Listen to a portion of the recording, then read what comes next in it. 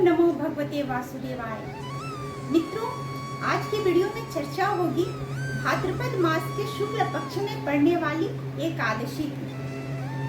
क्या नाम है इस एकादशी का, किस दिन रखा जाएगा इस एकादशी के व्रत को, क्या करना है क्या नहीं करना है, किसकी पूजा होगी, साथ ही बताऊंगी इस एकादशी व्रत के महत्व और कथा को। नमस्कार, मैं स्नेह प्रेम स्वागत करती हूँ आप सबका आपके अपने चैनल समृद्धि ब्लॉग्स में। कैसे हैं आप सब? उम्मीद करती हूँ स्वस्थ, सुखी और आनंदित होंगे। तो मित्रों, बढ़ते हैं हम वीडियो की ओर और सारी बातों की जानकारी एक एक करके लेते हैं। सबसे पहला सवाल ये उठता है कि भाद्रपद मास के शुक्ल पक्ष में जो एकादशी पड़ती है उसे किस नाम से जाना जाता है, क्या कहते हैं उस एकादशी को? तो मैं बता दूं कि भाद्रपद मास के शुक्ल पक्ष में जो एकादशी आती है उसे परिवर्तनी एकादशी के नाम से जाना जाता है। अब सवाल ये है कि इस व्रत को किस दिन रखा जाएगा, क्योंकि किस दिन रखा जाएगा व्रत को, इस सवाल के साथ बहुत सारे कंफ्यूजन बने हुए हैं कि व्रत 13 सितंबर को रखा जाए या 14 सितंबर को रखा जाए। तो मित्रों, जो हिंदू धर्म के अनुसार हम किसी व्रत को रखते हैं वह सूर्य के उदय के अनुसार रखते हैं, यानी उदया तिथि में रखते हैं। तो एकादशी तिथि जो प्रारंभ हो रहा है वो 13 सितंबर को रात्रि 10:40 से प्रारंभ हो रहा है और 14 सितंबर को रात्रि 8:41 पर समाप्त हो रहा है। तो उदय तिथि हमें 14 सितंबर को मिल रहा है, तो व्रत जो रखा जाएगा वो 14 सितंबर को रखा जाएगा। ये बात हो गई। अब बात होती है कि इस एकादशी में क्या करना चाहिए। मित्रों, हर एकादशी में भगवान विष्णु की पूजा होती है और हर एकादशी में एक नियम का पालन करना होता है, सात्विकता का। हर व्रत का भी यही नियम है, लेकिन एकादशी में आपको इसे कड़ाई से पालन करना है, सात्विकता का। और जो व्रतधारी हैं वो दशमी से ही इसका प्रारंभ कर देते हैं। सात्विक भोजन लेते हैं, झूठ नहीं बोलना, जितने भी हम इस सामाजिक जीवन में करते हैं उन सारे कामों से 2 दिन के लिए छुट्टी ले लेते हैं। नहीं कर वो झूठ बोलते हैं, किसी की चुगली नहीं करते हैं, किसी तरह का कोई ऐसा कार्य नहीं करते जो वर्जित है हमारे धर्म में, हमारे शास्त्र में। ऐसे इस व्रत का धारण करते हैं। अब करना क्या है इसकी पूजा विधि, हम कैसे इस व्रत को धारण करते हैं, कैसे पूजा करते हैं इसको। तो सर्वप्रथम हम सुबह उठते हैं और व्रत का संकल्प लेते हैं। संकल्प लेने के बाद ये संकल्प जो है हम बिस्तर से उठते ही लेते हैं, या बिस्तर पर भी आप ले सकते हैं पृथ्वी माँ को प्रणाम करने के पूर्व। उसके बाद आप उठिए। उठने के बाद हम साफ सफाई के बाद भगवान के पास अपना जो भगवान का स्थान है, भगवान का जो मंदिर है वहाँ सफाई करते हैं। फिर एक आसन देते हैं, या तो आप आसन लेकर के भगवान को वहाँ विराजमान कीजिए, या फिर जो पूजा का स्थान है वहीं आप पूजा कीजिए। पूजा करनी होती है भगवान विष्णु की। लेकिन एक बात मैं आपको और भी बताना चाहूँगी कि जितने भी वर्ष में 24 एकादशी पड़ती है, हर महीने में 2 एकादशी पड़ती है। मैंने बहुत सारे एकादशी के व्रत का वीडियो बना रखा है पहले के, जैसे मोहिनी एकादशी, अजय एकादशी, पुत्रदा एकादशी, जितने भी पहले की एकादशी पड़े हुए हैं उन सारी एकादशियों पर मैंने वीडियो बना रखा है, आप वहाँ चेकआउट कर सकते हैं। तो ये जो 24 एकादशियाँ पड़ती हैं सभी में भगवान विष्णु की ही पूजा होती है, लेकिन हर एकादशी का एक अलग कथा है, एक अलग महत्व है और भगवान के अलग अलग रूपों की पूजा होती है। भगवान विष्णु के जो अलग अलग रूप हैं उनकी पूजा होती है। तो इस परिवर्तनी एकादशी में भी जो भगवान की पूजा होती है, भगवान विष्णु की जो पूजा होती है वो पूजा होती है भगवान के वामन रूप का। अगर आपके पास वामन रूप का फोटो है, कोई तस्वीर है, तब अच्छी बात है। अगर नहीं है तो कोई बात नहीं है, आप भगवान विष्णु की ही पूजा कीजिए, भगवान विष्णु के ही फोटो को लेकर के उनकी पूजा कीजिए। जो पूजा का विधि है वो तिलक लगाइए उन्हें, रोली, अक्षत, चंदन, जितनी भी चीज़ें हैं वो लगाइए। उस पुष्प, नैवेद्य, धूप, दीप, इन सब से भगवान की पूजा होती है। साथ ही एक चीज़ का बहुत महत्व होता है इस एकादशी पे, परिवर्तनीय एकादशी पे। वैसे हर एकादशी पे दान का महत्व है, लेकिन चतुर्मास में जो पड़ता है ये एकादशी, तो चतुर्मास में दान का, होम का और जप का बहुत ज़्यादा महत्व है। पद्म पुराण में भगवान शिव ने नारद मुनि से ये बताया है कि जो चातुर्मास में जप, दान, स्नान, होम ये सब करते हैं, भगवान की पूजा करते हैं, प्रभु की, भगवान विष्णु की पूजा करते हैं, उन्हें अक्षय फल प्राप्त होता है।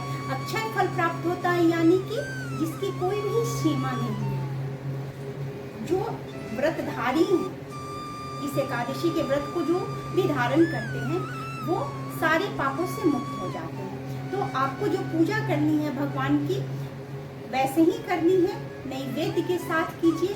धूप, दीप, अगरबत्ती, पुष्प, चंदन सभी आप लगाइए। जो नियमित आप पूजा करते हैं पूजा बिल्कुल वैसे ही कीजिए, उसमें कहीं कोई दो राय नहीं है तो कि कुछ विशेष रूप से पूजा करनी है, कुछ अलग कोई विधि नहीं है एकादशी के पूजा की। लेकिन आप इस एकादशी में जैसे भगवान विष्णु की पूजा होती है तो भगवान विष्णु के मंत्रों का उच्चारण कीजिए। कुछ उनके आप श्लोक पढ़ लीजिए, आप उनकी पुस्तक पढ़ लीजिए, जो आप वहाँ बैठ करके इस चीज़ को कर सकते हैं। तो पूजा विधि में आपको यही करना है। नैवेद्य में एक चीज़ मैं बता दूँ आपको कि भगवान विष्णु को एकादशी के दिन जो चावल होता है, चावल का भोग नहीं लगता है। और साथ ही नैवेद्य में तुलसी दल अवश्य देना चाहिए। लेकिन एक चीज़ और भी आप ध्यान रखेंगे हमेशा कि एकादशी के दिन जैसे हर दिन लोग तुलसी जी में जल डालते हैं, तो एकादशी के दिन तुलसी जी में जल नहीं डालिएगा, क्योंकि इस दिन लक्ष्मी माँ भी एकादशी का व्रत धारण करती हैं और तुलसी माँ भी एकादशी का व्रत धारण करती हैं। तो ऐसे में जब हम जल देते हैं उनमें तो उनके एकादशी के व्रत का खंडन होता है, उनका व्रत जो है वो टूट जाता है। तो आप कृपया एकादशी के व्रत को भी, अगर एकादशी के दिन भी अगर जल देते हैं तुलसी जी में तो आज से डालना बंद कर दीजिएगा। अब हम बढ़ते हैं, ये कंफ्यूजन खत्म हो गया कि पूजा इनकी कैसे करती है। अब हम जानते हैं कि क्या है व्रत की कथा, क्या है महत्व इस व्रत का। तो भगवान श्री कृष्ण से जब पांडु ज्येष्ठ पांडव महाराज युधिष्ठिर पूछते हैं कि भगवान आप बताइए कि अभी तक आपने मुझे सारी एकादशियों की बात बताई है, तो अब बताइए मुझे कि भाद्रपद मास के शुक्ल पक्ष में जो एकादशी पड़ती है उसे क्या कहते हैं, क्या महत्व है इसका और क्यों किया जाता है इसको, इसमें किसकी पूजा होती है। तो भगवान श्री कृष्ण उन्हें बताते हैं कि जो भाद्रपद मास के शुक्ल पक्ष में एकादशी पड़ती है उसे परिवर्तनीय एकादशी कहते हैं, इसे पद्मा एकादशी भी कहते हैं, पार्श्व एकादशी भी कहते हैं, जयंती एकादशी भी कहते हैं। और चूंकि भगवान वामन की पूजा होती है इसलिए इसे वामन एकादशी के नाम से भी जाना जाता है। तब महाराज युधिष्ठिर पूछते हैं कि इसे परिवर्तनीय एकादशी क्यों कहा जाता है। भगवान श्री कृष्ण बताते हैं कि भगवान विष्णु चातुर्मास में देवशयनी एकादशी के दिन वो योग निद्रा में चले जाते हैं और चातुर्मास में जो है वो निद्रा में, योग निद्रा में होते हैं। लेकिन जो परिवर्तनीय एकादशी पड़ती है, जो पार्श्व एकादशी पड़ती है, इसी दिन भगवान करवट लेते हैं, वो करवट बदलते हैं पहली बार और करवट बदलने के कारण ही इस एकादशी को परिवर्तनीय एकादशी के नाम से जाना जाता है। भगवान युधिष्ठिर से पूछते हैं युधिष्ठिर कि क्या महत्व है इस एकादशी का। तो भगवान श्री कृष्ण बताते हैं कि इस एकादशी का महत्व वैसे ही है जैसे हम अश्वमेध यज्ञ रखते हैं और जो फल हमें प्राप्त होता है। जो भी कर्ता, जो भी व्रतधारी इस व्रत को धारण करते हैं उन्हें अश्वमेध यज्ञ का फल प्राप्त होता है। साथ ही जितने भी पाप हैं उन पापों का निवारण होता है, घर में सुख समृद्धि का आगमन होता है और कई जन्मों के लिए वो मोक्ष को प्राप्त होते हैं और उन्हें भगवान के घर में स्थान मिलता है, उनको सदगति की प्राप्त होती है। तब महाराज युधिष्ठिर पूछते हैं कि भगवान, अब आप ये बताइए कि इस व्रत की कथा क्या है, आखिर क्या हुआ था, क्या कथा हुई, क्या बात हुई कि भगवान वामन की पूजा इस दिन की जाती है। तो भगवान श्री कृष्ण बताते हैं कि एक बार जो राजा बलि थे वो भगवान विष्णु के बहुत बड़े भक्त थे, लेकिन चूंकि इंद्र से उनकी शत्रुता थी इसलिए उन्होंने इंद्रलोक को जीत लिया था। तब देवताओं ने प्रार्थना की थी भगवान विष्णु से कि प्रभु आप देवताओं की रक्षा कीजिए, क्योंकि इंद्रलोक देवताओं का लोक है, वहाँ सारे भगवान का वास है। तो वहाँ पर राजा बलि ने जब उस पर अधिकार कर लिया तो इससे देवतागण परेशान हो गए थे। भगवान विष्णु ने आश्वस्त किया उन्हें और वामन रूप में भगवान पहुंचे राजा बलि के द्वार पर। उस समय राजा बलि यज्ञ कर रहे थे, वो यज्ञ पर बैठे हुए थे। तब भगवान विष्णु ने उन्हें आवाज दी, भिक्षाम देहि की। भिक्षाम देहि कहा तो राजा बलि आए, क्योंकि वो दान वीरता में उनका कोई सानी नहीं। राजा बलि को दान वीर मानक कहा गया है, उनसे बड़ा दानी कोई भी नहीं।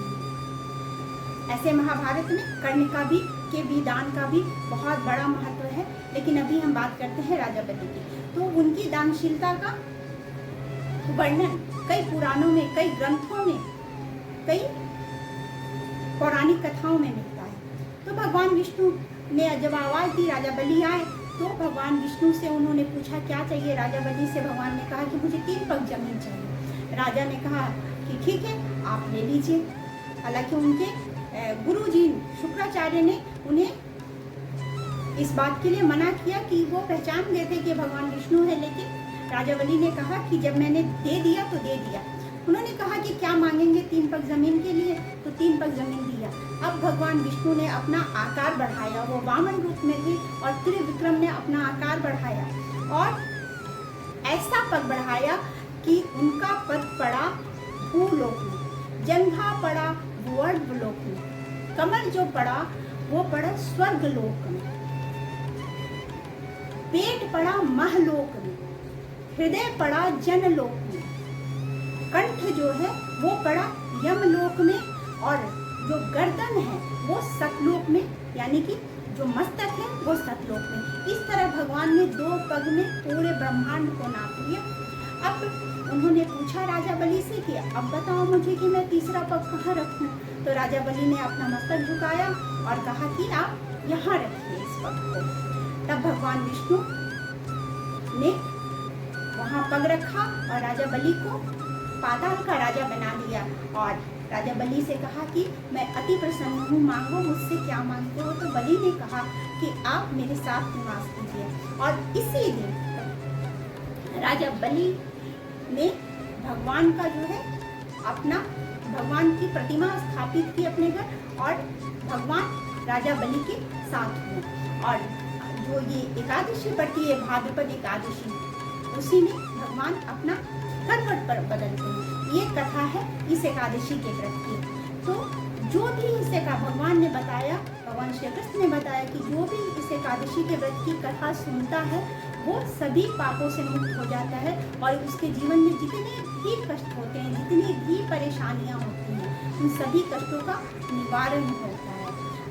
अब जो भी व्रतधारी हैं वो तो इसको सुनते ही होंगे, लेकिन जो व्रत नहीं भी रखते हैं वो भी अगर इस कथा को श्रवण करें, इस कथा के श्रवण से उनके जो जितने भी कष्ट हैं वो कष्ट दूर हो जाते हैं।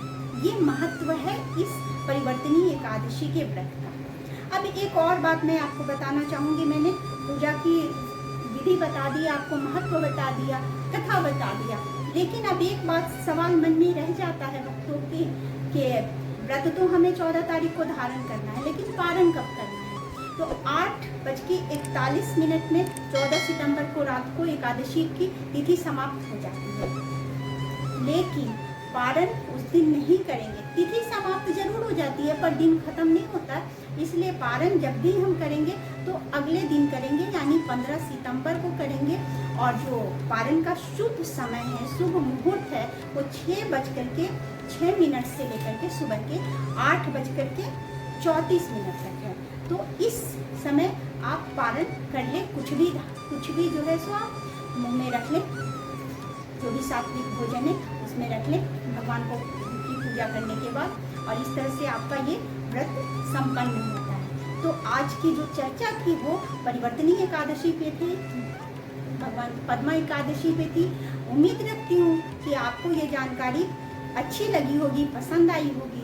तो आपसे आग्रह करूँगी कि अगर जानकारी पसंद आई है तो मेरे चैनल को सब्सक्राइब कीजिए, बेल आइकन प्रेस कर लीजिएगा कि जो भी वीडियो मैं बनाऊँ उसकी नोटिफिकेशन आपको मिलती रहे, और वीडियो को लाइक करके शेयर जरूर कर देंगे, और कमेंट बॉक्स में जय श्री हरि लिख देंगे, जिससे मुझे पता चले कि वीडियो मेरी आप तक पहुँची है। और आपके कमेंट से, आपके लाइक से, आपके सब्सक्रिप्शन से हौसला मिलता है, मुझे प्रेरणा मिलती है कि मैं आगे भी ऐसी ही वीडियो बनाती हूँ। तब आज के लिए विदा की दीजिए, और तब तक के लिए भगवान की कृपा पे बने रहे, स्वस्थ रहिए, सुखी रहिए।